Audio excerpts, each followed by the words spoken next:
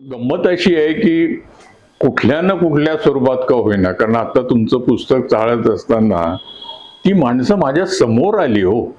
आणि ती तुमच्यासारख्या एका जबाबदार समजदार चित्रकारांनी छायाचित्रकारांनी काढली चित्र, म्हणून त्यांचं महत्त्व अधिक ठाशीवपणे माझ्यासमोर येतं. कारण ती नुसतीच चित्र नाही, तुमच्याकडे एक चित्रकाराची दृष्टी सुद्धा आहे. त्यामुळे त्यातले रंग, रेषा, आकार हे सगळेचे सगळे उठावदारपणे येतात. आणि एक दर्शन त्या कलावंताचं मला त्याच्या जवळ जायला मदत करतं. मग त्या मानाने जर संग्रहित काही चांगलं असेल तर निश्चितच त्याचा लाभ होऊ शकेल. नमस्कार, आपण पाहताय सोनटक्के सरांबरोबर आहे आणि त्यांनी हे माझं पुस्तक पाहिलेलं आहे.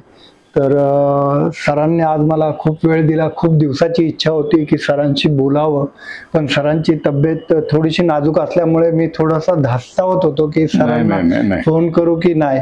पण सरांनी खूप वेळ दिला, खूप बरं वाटलं. आणि सरांनी जवळपास तासभर माझ्याशी गप्पा मारल्या, माझं पुस्तक पाहिलं. तर ही दुर्मिळ व्यक्तिमत्व आहे आपल्या भारताकरता. हे अशी लोक खूप कमी प्रमाणात असतात आणि जे समाजाकरता बरंच काही करून जातात. तर आपण सरांना विचारू की सरांना माझं हे पुस्तक कसं वाटलं, काय वाटलं, आणि सर त्याबद्दल सांगतील.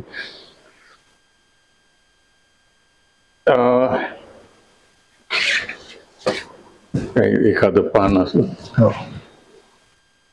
खरं म्हणजे नितीनजी हे माझे खूप जवळचे स्नेही आहे आणि माझा स्नेह अशाच लोकांबरोबर वाढतो जे स्वतःच्या कामाशी प्रामाणिक असतात.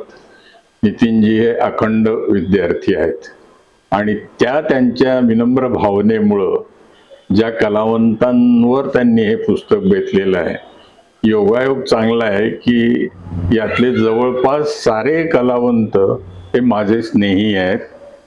कुठल्या ना कुठल्या कार्यक्रमामध्ये त्यांना एकदा नाही तर अनेकदा सादर करण्याचा योग मला आलेला आहे.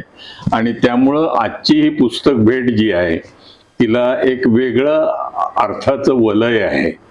आणि म्हणून हे कलावंत केवळ त्या पुस्तकात न राहता ते कुठंतरी पुन्हा मनामध्ये नव्या पद्धतीनं घर करून आज उभे राहिलेले आहेत आणि ते कायम राहतील असा मला विश्वास वाटतो.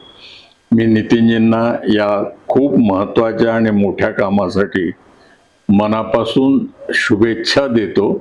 आणि त्यांच्या हातून त्यांचे अनेक उपक्रम आहेत सामाजिक स्वरूपाचे, सामान्य माणसाच्या अस्मितेचे, सामान्य माणसाच्या हक्काचे, ते कार्य तर चालू राहोच, पण या कलेच्या क्षेत्राला सुद्धा त्यांनी तेवढाच वेळ दिला, प्राधान्य दिलं, याचा मला खूप खूप अभिमान वाटतो.